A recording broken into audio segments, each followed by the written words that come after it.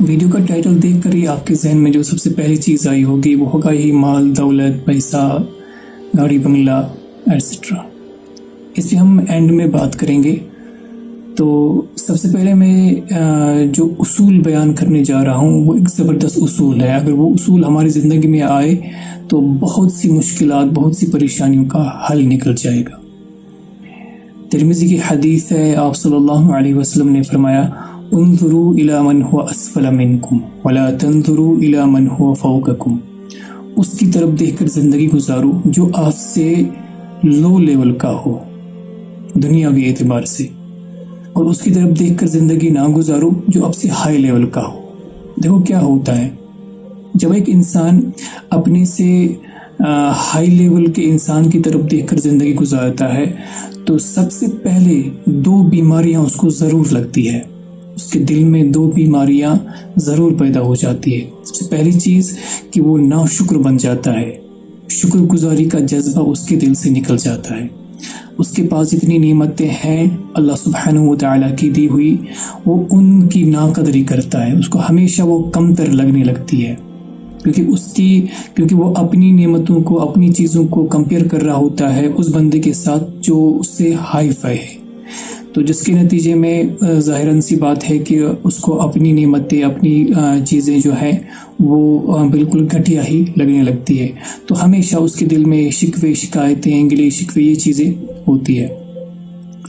تو اس پہ جو وعید پھر قرآن پاک نے بیان کی ہے، وَلَئِن كَفَرْتُمْ إِنَّ عَذَابِي لَشَدِيدٌ، اگر تم ناشکری کرو گے تو میرا عذاب بہت سخت ہے، تو وہ پھر الگ سے۔ دوسری چیز جو اس کے دل میں، دوسری بیماری جو پیدا ہوتی ہے وہ ہے حسد کی بیماری۔ حسد کی بیماری جو ہے وہ بہت ہی خطرناک بیماری ہے۔ حسد کی کئی لیولز ہیں۔ ایک لیول یہ ہے کہ ایک بندہ دوسرے بندے کو دیکھ کر یہ کہے کہ کاش مجھے بھی یہ ہو، جو اس کے پاس ہے وہ مجھے بھی حاصل ہو، یہ ہے لوور لیول۔ پھر ایک اور لیول ہے کہ وہ یہ کہے کہ جو اس کے پاس ہے وہ اس سے چھن جائے اور مجھے حاصل ہو۔ اور اس سے جو خطرناک قسم کی لیول ہے وہ یہ کہ اگر مجھے بھی حاصل نہ ہو تو اس کو بھی حاصل نہیں ہونی چاہیے، وہ نعمت یا وہ کوئی بھی چیز ہو، ٹھیک ہے، اس سے وہ چھننی چاہیے۔ پھر اگر مجھے بھی حاصل نہ ہو کوئی پرواہ نہیں، لیکن اس کے پاس وہ نہیں رہنی چاہیے۔ تو یہ جو لاسٹ والی لیول ہے، یہ لیول پھر ایک انسان کو مجبور کرتی ہے کہ وہ ساحروں کے پاس جائے، جادوگروں کے پاس جائے، تو پھر وہ سحر کرنے لگتا ہے، اور جس کے نتیجے میں اپنا دین و ایمان بھی اور اس بندے کا بھی نقصان ہو جاتا ہے۔ اور یہ جو ساری کی ساری پروسیس ہے، اس کی جو بیس ہے وہ ہے اپنے سے بڑے انسان کو دیکھ کر زندگی گزارنا۔ اس کے برعکس جب ایک بندہ اپنے سے لوور لیول کے انسان کی طرف دیکھ کر زندگی گزارتا ہے تو سب سے پہلی چیز جو اس کے دل میں پیدا ہوتی ہے وہ شکر گزاری کا جذبہ، جو کہ بہت ہی بڑھیا چیز ہے۔ شکر گزاری چونکہ پازیٹیو انرجی ہے تو اس کی زندگی میں پازیٹیوٹی آ جاتی ہے، اور پھر اللہ کا وعدہ بھی ہے، لَئِن شَكَرْتُمْ لَأَزِيدَنَّكُمْ، اگر تم شکر گزار بنو گے تو میں اضافہ کروں گا، میں مزید عطا کروں گا۔ تو یہ چیز اس کو حاصل ہو جاتی ہے، شکر گزاری۔ دوسری چیز کہ وہ امیر انسان بن جاتا ہے، ٹھیک ہے۔ میں نے پہلے ہی کہا تھا کہ ٹائٹل اس کا دیکھ کر ہی آپ کے ذہن میں جو بات آ گئی کہ پیسہ، وہ مال، دولت، گاڑی بنگلہ، ہمارے یہاں جو امیری کی ڈیفینیشن ہے نا، وہ ڈیفینیشن ہی بالکل غلط ہے۔ ہم امیری کو اس بات سے ڈیفائن کرتے ہیں کہ کس کے پاس کتنا پیسہ ہے، کتنی گاڑیاں ہیں، کتنے مکان ہیں، ان چیزوں سے ہم امیری کو ڈیفائن کرتے ہیں، حالانکہ یہ ڈیفینیشن بالکل غلط ہے۔ ڈیفینیشن ہمیں رسول اللہ صلی اللہ علیہ وسلم نے دی ہے۔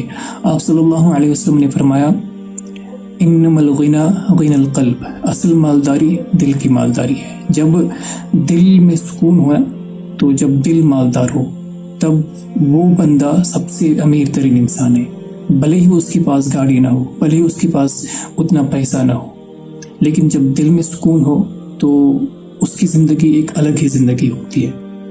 اگر پیسوں میں، مال و دولت میں سکون ہوتا تو یہ بڑے بڑے لوگ جو ہے نا، یہ سب سے خوش ہوتے، اور یہ بڑے لوگ، امیر لوگ جو ہوتے ہیں دنیا کے، تو وہ خودکشی نہ کرتے. کتنے بڑے بڑے سیلیبریٹیز ہیں، ایک لمبی چوڑی لسٹ ہے جنہوں نے سوسائڈ کی.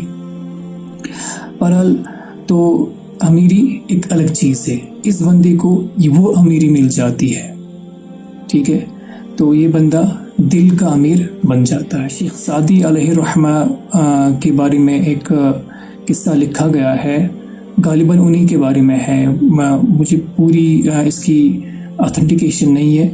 تو لکھتے ہیں کہ وہ ایک دن جا رہے تھے مسجد کی طرف. غربت کی وجہ سے ان کے پاس جوتے نہیں تھے پہننے کے لیے. تو جب لوگوں کو دیکھا جوتے پہنے ہوئے تو دل میں ایک یہ بات آ گئی کہ کاش میرے پاس بھی ہوتے. تو آگے جب پہنچے تو ایک شخص کو دیکھا کہ مسجد کے قریب بیٹھا ہوا ہے اور اس کے دونوں پیر ہے ہی نہیں. تو اس کو دیکھ کر فوراً اس کی زبان سے نکلا الحمدللہ، یا اللہ اگر جوتے نہیں دیے ایٹ لیسٹ پیر تو دیے ہیں، میں اسی پہ شکر گزار ہوں، مجھے نہیں چاہیے جوتے. تو کبھی کبھی ہاسپٹل کا چکر لگایا کرو ایسے ہی، تو وہاں پہنچ کے پھر دیکھو کہ اپنی تمام مشکلات، تمام درد جو ہے نا، وہ ہمیں لگتا ہے کہ ہم ٹھیک ہے، ٹھیک ہے، ان کے ساتھ کمپیئر کر کے، تو شکر گزاری کا جذبہ پیدا ہوتا ہے. تو یہی تو مطلوب ہے کہ ہم شکر گزار بنیں، اور شکر گزاری جب آ جاتی ہے تو یہی انسان پھر قناعت بھی کرتا ہے، اور اسی انسان کو پھر نعمتیں بھی حاصل ہوتی ہیں، کیونکہ اللہ کا وعدہ ہے.